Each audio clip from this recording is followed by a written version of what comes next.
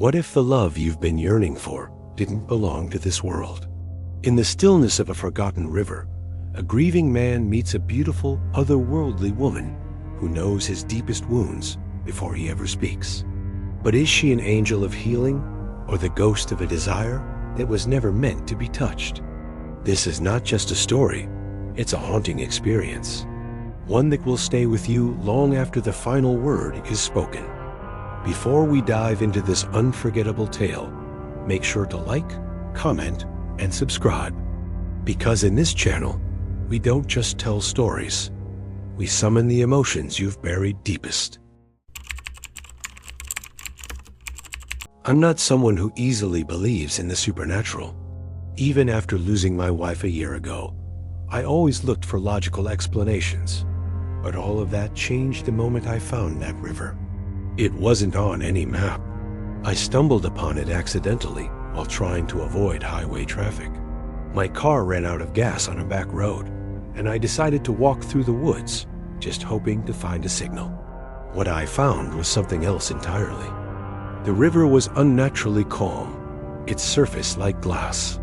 No birds, no wind, just the gentle whisper of flowing water, like it was speaking ... only, not with words.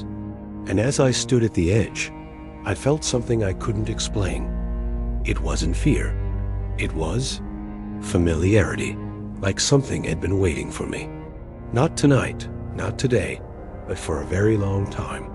The next day, I came back. I didn't know why, but I had to. It was like a quiet pull inside me. That's when I saw her. She was sitting on a large stone in the center of the river. Her hair flowed like the water itself, her skin glowing faintly under a moon that I could have sworn wasn't there the night before. Her eyes looked straight into the part of me I'd kept buried. She didn't speak. She didn't move. But her smile, the calmest smile I've ever seen, drew me in deeper than the river ever could. Every night, I returned. Sometimes she was there. Sometimes she wasn't. But each time she appeared, the world around us faded. There was no time, no sound, just her and me. Oddly enough, I could never cross the water to reach her. My feet would stop at the river's edge. Like my body knew if I took just one step more, I'd pass a point I could never return from. One night, I finally asked, "Who are you?" She turned slowly. Her voice was like the wind through leaves in a dream. "I am what you called in your deepest sadness." I didn't understand, but I cried. Maybe because of her voice. Maybe because for the first time since I lost my wife, I felt like someone or something truly saw me. Not as someone broken, but as someone still capable of love. The more I visited, the deeper I sank. Not into the river, but into this feeling, this obsession, this soft, painful longing. Until the night I tried to touch her. I stepped into the water. It was cold, but I didn't care. I walked deeper, waist deep, chest deep. She watched me with an expression I couldn't quite define, part love, part fear. When my fingers almost reached her glowing hand, she whispered, "If you touch me, you won't return." Still, I moved forward. And then the world cracked open. The water boiled. The sky turned black. Stones beneath my feet pulled me down. Her form changed, still beautiful, but in a terrifying way.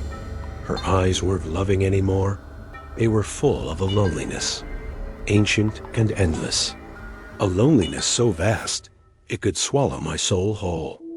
With every last bit of strength, I pulled myself back. I stumbled out of the water, gasping, shaking.